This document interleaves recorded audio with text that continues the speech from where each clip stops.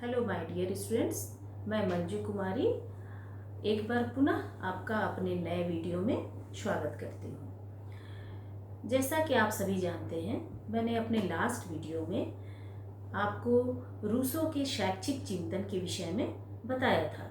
Rousseau के शैक्षिक चिंतन में हमने देखा था शिक्षा का क्या अर्थ है, शिक्षा के क्या उद्देश्य हैं, पाठ्यक्रम कैसा होना चाहिए, रूसो ने शिक्षण की क्या विधियाँ बताएं, अध्यापक के क्या कर्तव्य बताए, छात्र के क्या कर्तव्य बताए, स्त्री शिक्षा के विषय में रूसो ने क्या बताया। तो लास्ट वीडियो में हमने रूसो के शैक्षिक चिंतन के विषय में चर्चा की थी। आज हम रूसो में ही आगे बढ़ते हैं और देखते हैं कि वर्तमान शिक्षा पर रूसो का क्या प्रभाव पड़ा। वर्तमान शिक्षा पर रूसो का प्रभाव, influence of Rousseau on contemporary education. Influence of Rousseau on contemporary education. Rousseau ने शिक्षा के सिद्धांत और प्रयोगवाद में महत्वपूर्ण योगदान दिया है। रूसो ने शिक्षा के सिद्धांत और प्रयोगवाद में महत्वपूर्ण योगदान दिया है। रूसो ने विचारों की दुनिया में वही किया जो फ्रेंच क्रांतिकारियों ने राजनीति की दुनिया में किया। रूसो ने विचारों की दुनिया में वही किया जो फ्रेंच क्रांतिकारियों ने राजनीति की दुनिया में किया। फ्रेंच क्रांतिकारियों ने सब कुछ साफ करके नए सिरे से आरंभ करने का प्रयास किया और रूसो शिक्षा में सुधार नहीं बल्कि क्रांति चाहते थे। वो पुरानी शिक्षा पद्धति को पूरी तरह से साफ करके नई शिक्षा पद्धति लाना चाहते थे। रूसो शिक्षा में सुधार नहीं बल्कि क्रांति चाहते थे। उन्होंने पुराने रास्तों का खंडन किया। रूसो ने पुराने रास्तों का खंडन किया और नया रास्ता दिखाया। उन्होंने 19वीं और 20वीं शताब्दी के कई शिक्षकों को प्रभावित किया, जिस पर विश्व के भावी रूसो ने उस मार्ग को प्रकाशित किया। रूसो ने उस मार्ग को प्रकाशित किया जिस मार्ग पर विश्व के भावी शिक्षकों को चलना था। उन्होंने शिक्षा में 3 महत्वपूर्ण पद्धतियों का समर्थन किया। रूसो ने शिक्षा में 3 महत्वपूर्ण पद्धतियों का समर्थन किया, जिसमें पहला है मनोवैज्ञानिक प्रवृत्ति। मनोवैज्ञानिक प्रवृत्ति, साइकोलॉजिकल टेंडेंसी। दूसरा है वैज्ञानिक प्रवृत्ति, साइंटिफिक टेंडेंसी। और तीसरा है समाजशास्त्रीय प्रवृत्ति, सोशियोलॉजिकल टेंडेंसी। क्या 3 प्रवृत्तियां बताई? पहला मनोवैज्ञानिक प्रवृत्ति, साइकोलॉजिकल टेंडेंसी। दूसरा वैज्ञानिक प्रवृत्ति, साइंटिफिक टेंडेंसी। और तीसरा समाजशास्त्रीय प्रवृत्ति, सोशियोलॉजिकल टेंडेंसी। तो मनोवैज्ञानिक प्रवृत्ति के अंतर्गत उन्होंने 4 प्रवृत्तियां बताई हैं, जिसमें पहला है मनोवैज्ञानिक प्रवृत्ति के अंतर्गत रूसो ने मनोविज्ञान के आधार पर 4 सिद्धांत बताए हैं, जिसमें पहला है व्यक्तिगत विभिन्नता, इंडिविजुअल डिफरेंसेस। आप सभी जानते हैं कि बालकों में इंडिविजुअल डिफरेंसेस पाए जाते हैं। पहला है इंडिविजुअल डिफरेंसेस। रूसो बालक में व्यक्तिगत विभिन्नताओं को स्वीकार करता था। रूसो बालक में व्यक्तिगत विभिन्नताओं को स्वीकार करता था। वे 2 व्यक्तियों को एक जैसा नहीं मानते थे। उनका मानना था कि प्रत्येक व्यक्ति में अपनी एक अलग विशेषता होती है। प्रत्येक व्यक्ति की अपनी एक अलग विशेषता होती है। अतः जितना संभव हो सके शिक्षा व्यक्तिवादी होनी चाहिए। जितना संभव हो सके शिक्षा व्यक्तिवादी होनी चाहिए। अतः पाठ्यक्रम केंद्रित शिक्षा होनी चाहिए। पाठ्यक्रम केंद्रित शिक्षा के स्थान पर बाल केंद्रित शिक्षा होनी चाहिए। क्योंकि बालकों में इंडिविजुअल डिफरेंसेस पाई जाती है, इसलिए पाठ्यक्रम जो है वो विद्यार्थी केंद्रित होनी चाहिए, न कि शिक्षक केंद्रित या पाठ्यक्रम केंद्रित होनी चाहिए। दूसरा है विकास की अवस्थाएं, डेवलपमेंट स्टेजेस, विकास की अवस्थाएं। रूसो ने बालक की विकास की अवस्थाओं को अत्यंत महत्वपूर्ण माना है। रूसो ने बालक के विकास की अवस्थाओं को अत्यंत महत्वपूर्ण माना है। उनका विश्वास था कि बालकों को प्रत्येक अवस्था के अनुसार ही शिक्षा देनी चाहिए, क्योंकि प्रत्येक अवस्था की अपनी अलग विशेषता होती है। बालक की प्रत्येक अवस्था की अलग विशेषता होती है, इसलिए प्रत्येक अवस्था की अलग प्रकार से शिक्षा होनी चाहिए। अतः व्यक्ति की शिक्षा या बालक की शिक्षा विकास की अवस्थाओं के अनुसार होनी चाहिए। शिक्षा का आयोजन बालक की विकास की अवस्थाओं के अनुसार करना चाहिए। रूसो ने बालक की 4 अवस्थाएं बताई हैं, जिसमें पहला है शैशवावस्था, इन्फेंट स्टेज, शैशवावस्था।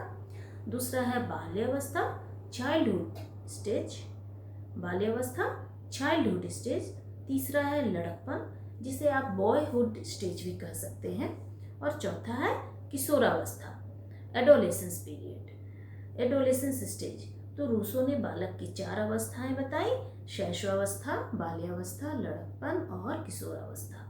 और हर एक अवस्था की अलग अलग विशेषता होती है, तो हर एक अवस्था के हिसाब से उनकी अलग अलग विशेषताओं के हिसाब से ही उनकी लिए शिक्षा का आयोजन करना चाहिए। नेक्स्ट है बालक की प्राकृतिक विशेषताएं। बालक की प्राकृतिक विशेषताएं, नेचुरल एंडोमेंट, यहाँ कैरेक्टर आपको नहीं बोलना है, natural character of the child नहीं बोलकर आपको बोलना है इंग्लिश में natural endowment of the child. Endowment का मतलब क्या है? एंडोमेंट यानी quality, ability, inherit, quality, ability, inherit. बालक की प्राकृतिक विशेषताएं, थर्ड है बालक की प्राकृतिक विशेषताएं। मनोवैज्ञानिक प्रवृत्ति के अंतर्गत हम लोग तीसरा देख रहे हैं बालक की प्राकृतिक विशेषताएं। रूसो के अनुसार शिक्षा बालक की प्राकृतिक विशेषताओं के अनुसार आयोजित की जानी चाहिए। प्रत्येक बालक की कुछ जन्मजात रुचियां तथा प्रवृत्तियां, प्रत्येक बालक की कुछ जन्मजात रुचियां तथा प्रवृत्तियां होती हैं।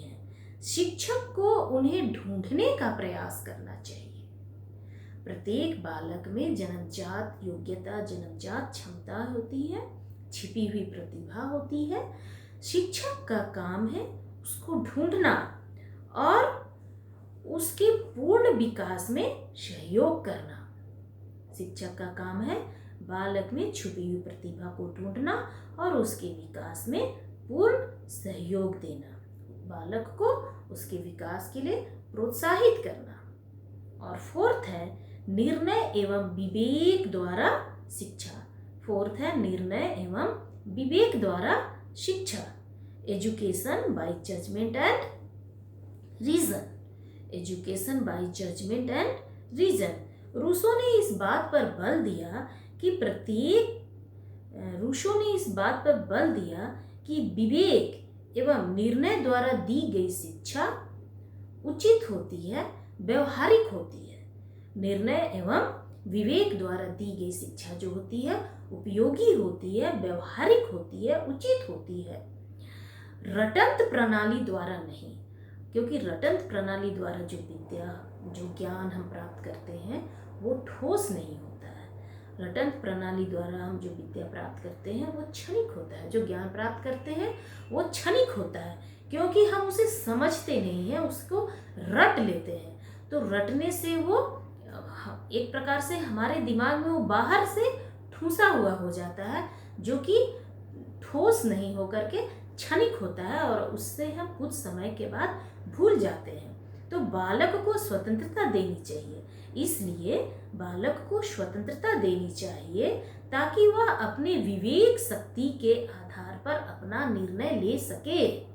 हम डिसाइड नहीं करें कि बालक को डॉक्टर बनना है, इंजीनियर बनना है, वकील बनना है, जज बनना है, क्या बनना है, ये बालक के निर्णय पर छोड़ देना है। बालक में इतना विवेक पैदा करना है कि वो अपना निर्णय कर सके कि उसमें क्या क्वालिटी है, क्या क्षमता है और वो किस ओर ज़्यादा से ज़्यादा सफलता प्राप्त कर सकता है। दूसरा है वैज्ञानिक प्रवृत्ति, साइंटिफिक टेंडेंसी।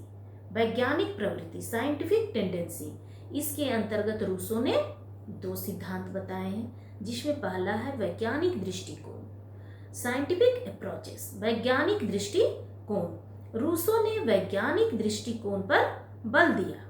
रूसो ने वैज्ञानिक दृष्टिकोण पर बल दिया है। उनका मानना था कि बालक को अपने ज्ञान के कारण तथा स्रोत की पूरी जानकारी होनी चाहिए, पूरी समझ होनी चाहिए। उनका मानना था कि बालक को अपने ज्ञान के कारण और स्रोत की पूरी जानकारी होनी चाहिए, पूरी समझ होनी चाहिए। रूसो ने प्रकृति के निरीक्षण पर बल दिया। रूसो ने प्रकृति के निरीक्षण पर, प्रकृति के परीक्षण पर बल दिया और इस बात का समर्थन किया है कि बालक को प्रकृति के विभिन्न तत्वों का निरीक्षण करने का अवसर प्रदान करना चाहिए। बालक को प्रकृति के विभिन्न तत्वों का निरीक्षण करने का अवसर प्रदान करना चाहिए, जिससे वैज्ञानिक दृष्टि से प्राप्त ज्ञान बालक के जीवन का अभिन्न अंग बन जाता है। निरीक्षण और परीक्षण द्वारा प्राप्त ज्ञान, वैज्ञानिक दृष्टिकोण से प्राप्त ज्ञान बालक के जीवन का अभिन्न अंग बन जाता है। दूसरा उन्होंने वैज्ञानिक पद्धति, साइंटिफिक टेंडेंसी के अंतर्गत बताया ह्यूरिस्टिक मेथड। जैसे ह्यूरिस्टिक मेथड, हम सभी ह्यूरिस्टिक मेथड से परिचित होंगे। आप मेथड पेपर में ह्यूरिस्टिक मेथड को पढ़ते होंगे। आज शिक्षा देने की जो शिक्षा प्रणाली है, जो टीचिंग मेथड है, उसमें ह्यूरिस्टिक मेथड जो है एक महत्वपूर्ण विधि है। प्रायः सभी विषयों में इस विधि का प्रयोग किया जाता है, जिसका श्रेय रूसो को जाता है। तो ह्यूरिस्टिक मेथड में रूसो ने बताया कि इस विधि में बालक को अनुसंधानकर्ता की स्थिति में रखा जाना चाहिए। ह्यूरिस्टिक मेथड में रूसो ने बताया कि बालक को अनुसंधानकर्ता की स्थिति में रखना चाहिए। बालक प्राकृतिक क्रिया के निरीक्षण द्वारा, बालक प्राकृतिक क्रिया के निरीक्षण द्वारा, प्राकृतिक क्रिया के परीक्षण द्वारा भूगोल का ज्ञान प्राप्त करता है। आज यदि शिक्षा में वैज्ञानिक प्रवृत्ति का महत्व है तो इसका श्रेय कहीं न कहीं रूसो को जाता है, उनकी रचना एमिल को जाता है। तो हम रूसो ने वैज्ञानिक प्रवृत्ति, साइंटिफिक टेंडेंसी के अंतर्गत 2 सिद्धांत बताए, वैज्ञानिक दृष्टिकोण और ह्यूरिस्टिक मेथड। तीसरा है समाज शास्त्रीय टेंडेंसी, साइकोलॉजिकल टेंडेंसी, समाज शास्त्रीय प्रवृत्ति। मनोविज्ञान तथा वैज्ञानिक प्रवृत्ति, मनोवैज्ञानिक प्रवृत्ति तथा वैज्ञानिक प्रवृत्ति के साथ साथ रूसो ने शिक्षा में समाज शास्त्रीय प्रवृत्ति को भी स्थान दिया है। मनोवैज्ञानिक प्रवृत्ति तथा वैज्ञानिक प्रवृत्ति के साथ साथ रूसो ने शिक्षा में समाज शास्त्रीय प्रवृत्ति को भी महत्वपूर्ण स्थान दिया है। शिक्षा में समाज शास्त्रीय प्रवृत्ति का आधार रखा, बुनियाद रखा। रूसो के शब्दों में शिक्षा को चाहिए कि वह व्यक्ति को समाज में रहने के लिए तैयार करे, क्योंकि शिक्षा व्यक्ति के लिए है। तो रूसो का कहना है कि शिक्षा को चाहिए कि वह व्यक्ति को समाज में रहने के लिए तैयार करे, क्योंकि समाज जो है वो व्यक्ति से बनता है। व्यक्ति से समाज है, ना कि समाज से व्यक्ति है। तो शिक्षा को ऐसा होना चाहिए जो बालक को समाज के लिए तैयार करे, समाज में रहने, समाज से उसका अनुकूलन करे, उसे समाज में रहने के योग्य बनाए। उन्होंने स्पष्ट रूप से सहानुभूति, सहयोग तथा सर्वहित के लिए काम करने की भावना का समर्थन किया है। आजकल जिस व्यावसायिक शिक्षा तथा नैतिक शिक्षा पर जोर दिया जाता है, हम देखते हैं कि आजकल वोकेशनल कोर्स हर जगह देखिएगा, हर विश्वविद्यालय में देखिएगा, बालकों को, बच्चों को देखिएगा +2 करने के बाद तुरंत किसी न किसी प्रोफेशनल लाइन में जाना चाहते हैं, BBA करते हैं, BCA करते हैं, BTech में जाते हैं, कुछ कहीं और जाते हैं, कुछ ना कुछ वो प्रोफेशनल व्यावसायिक कोर्स करना चाहते हैं।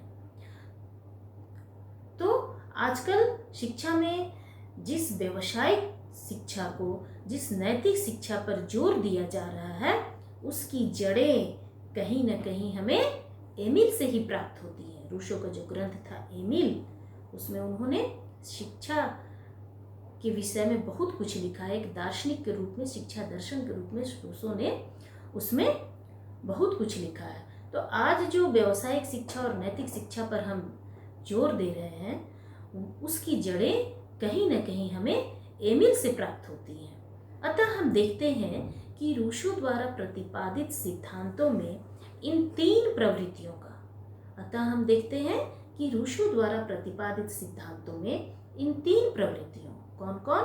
मनोवैज्ञानिक, वैज्ञानिक और समाजशास्त्रीय, साइकोलॉजिकल, साइंटिफिक एंड सोशियोलॉजिकल प्रवृत्तियों का महत्वपूर्ण स्थान है।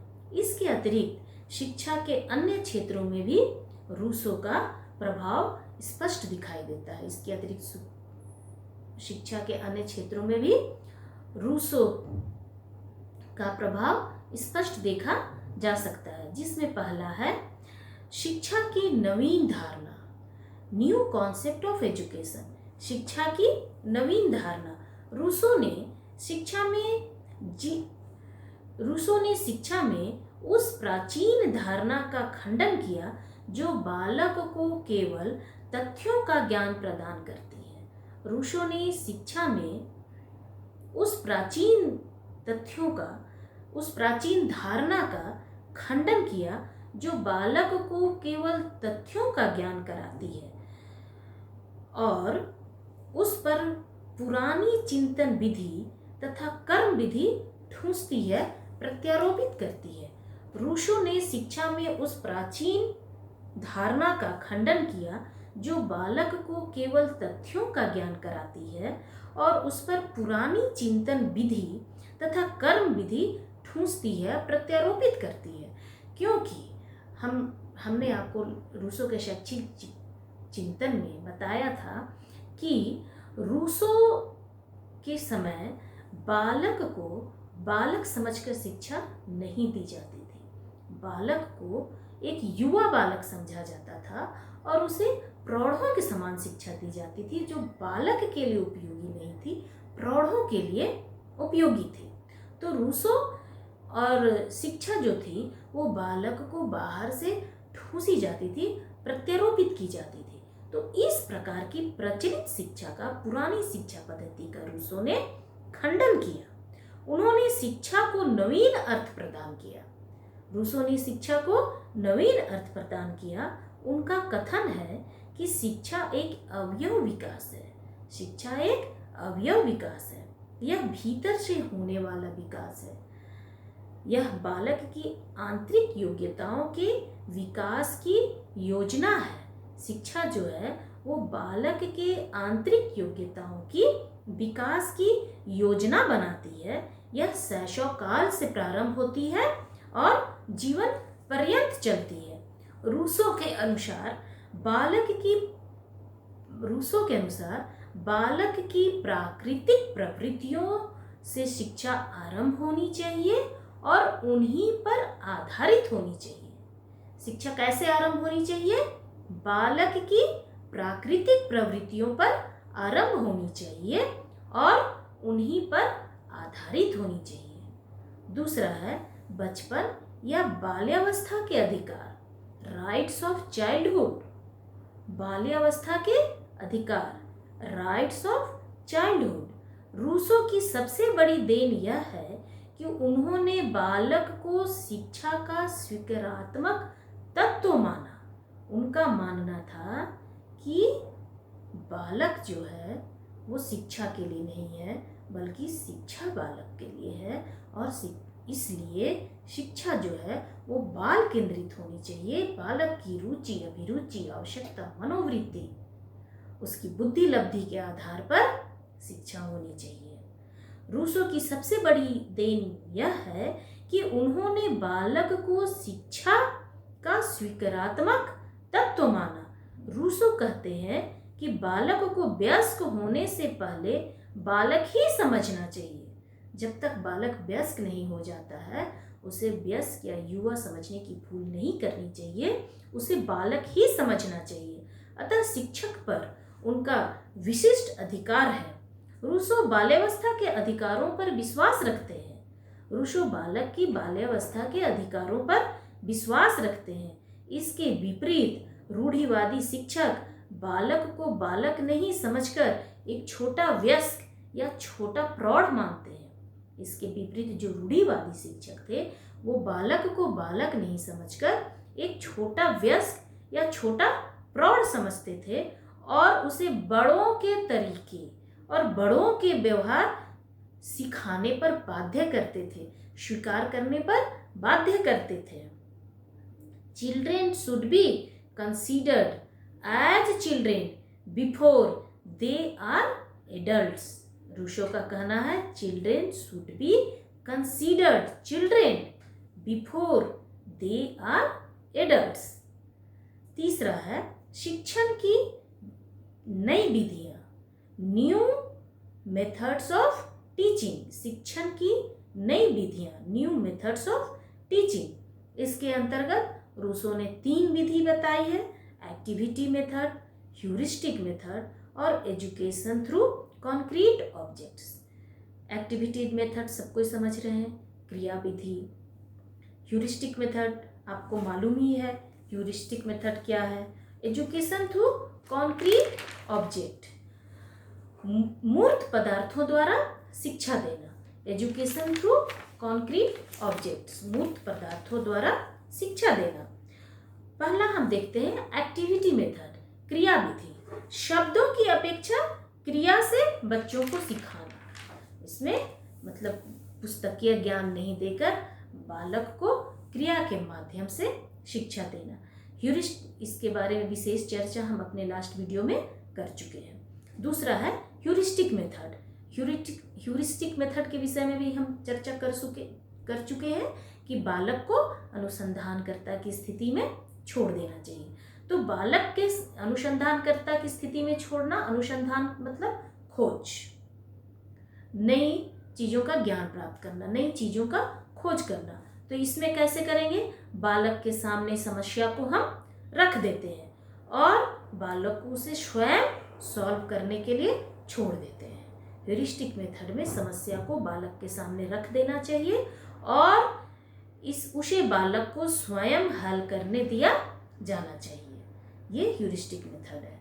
तीसरा है मूर्त पदार्थों द्वारा शिक्षा, एजुकेशन थ्रू कॉन्क्रीट ऑब्जेक्ट। मूर्त पदार्थों द्वारा शिक्षा। रूसो ने इस बात का समर्थन किया है कि बालक को अस्पष्ट संकेतों, रूसो ने इस बात का समर्थन किया है कि बालक को अस्पष्ट संकेतों तथा प्रयोगों से शिक्षा देने के बजाय, अस्पष्ट संकेतों और प्रयोगों से शिक्षा देने के बजाय मूर्त पद्धतियों द्वारा शिक्षा देनी चाहिए। आधुनिक प्रवृत्ति भी मूर्त सिद्धांत में क्या आएंगे, टीचिंग मेथड में आप लोग पढ़ते होंगे, ऑडियो विजुअल एड्स। तो आधुनिक प्रवृत्ति भी दृश्य श्रव्य साधनों, ऑडियो विजुअल एड्स के प्रयोग तथा पाठ्य पुस्तकों का प्रयोग कम करने की ओर प्रवृत्त करता है। इसीलिए आजकल आप लोग देखिएगा कि मैक्सिमम पब्लिक स्कूल प्रोजेक्टर पर पढ़ाई करते हैं, बालकों को प्रोजेक्टर के माध्यम से पढ़ाते हैं। ऑडियो विजुअल एड्स ये रूसो की ही देन है, रूसो की ही शिक्षा पद्धति है, मूर्त पदार्थों द्वारा शिक्षा।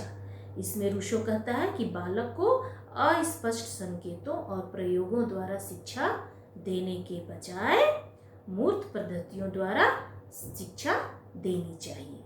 आधुनिक प्रवृत्ति भी, आधुनिक शिक्षा पद्धति भी ऑडियो विजुअल एड्स के प्रयोग तथा पाठ्य पुस्तकों का प्रयोग कम करने की ओर बल दे रही है।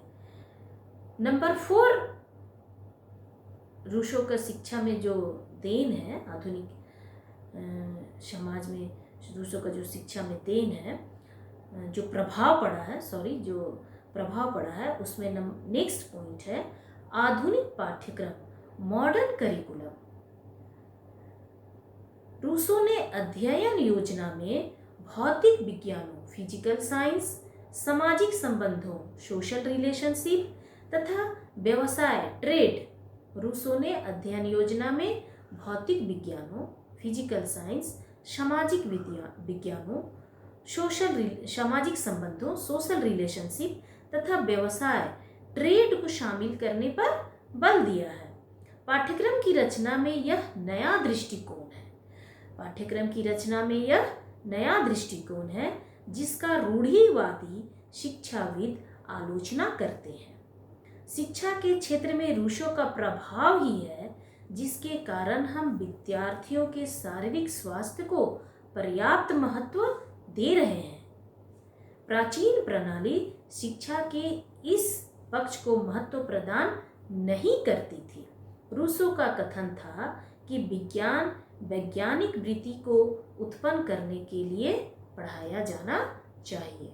विज्ञान जो है वो वैज्ञानिक वृत्ति को उत्पन्न करने के लिए पढ़ाना चाहिए, और व्यवसाय, ट्रेड जो है वो श्रम की भव्यता, डिग्निटी ऑफ लेबर के विकास के लिए सिखाया जाना चाहिए। एक बार और सुनिएगा, रूसो का कथन था कि विज्ञान वैज्ञानिक वृत्ति को उत्पन्न करने के लिए पढ़ाया जाना चाहिए। विज्ञान वैज्ञानिक वृत्ति को उत्पन्न करने के लिए पढ़ाना चाहिए, और व्यवसाय जो ट्रेड है वो श्रम की भव्यता, डिग्निटी ऑफ लेबर के विकास के लिए सिखाया जाना चाहिए। नेक्स्ट पॉइंट है शिक्षा स्वतंत्र एवं स्वीकारात्मक अनुशासन। स्वतंत्र एवं स्वीकारात्मक अनुशासन, free and positive discipline. Rousseau इस बात पर विश्वास नहीं करते थे कि दंड के बिना बालक बिगड़ जाते हैं। रूसो इस बात पर विश्वास नहीं करते थे कि दंड के बिना बालक बिगड़ जाते हैं। यदि बालकों को दंड न दिया जाए तो वो बिगड़ जाते हैं, ऐसा रूसो विश्वास नहीं करते थे। उन्होंने कठोरता का खंडन किया, उन्होंने बालकों को दंड देने का खंडन किया, बालकों के प्रति कठोर व्यवहार का खंडन किया, क्योंकि इससे बालकों की मौलिकता एवं बौद्धिक रुचियां दब जाती। बालक की मूल प्रवृत्ति, डर से, दंड के भय से बालक की मौलिक प्रवृत्ति, मूल प्रवृत्ति जो है वो दब जाती है एवं उनकी बौद्धिक रुचियां दब जाती है, जिससे उसका स्वाभाविक विकास नहीं हो पाता है। उनका विश्वास था कि अनुशासन इस प्रकार होना चाहिए जो मानव क्रियाओं के आंतरिक स्रोतों को स्पर्श करे। उनका मानना था कि अनुशासन इस प्रकार का होना चाहिए जो बालकों के आंतरिक स्रोतों को स्पर्श करे। इस प्रकार के अनुशासन के लिए स्वतंत्रता अत्यंत अनिवार्य है। रूसो के अनुसार स्वतंत्र अनुशासन से बालक का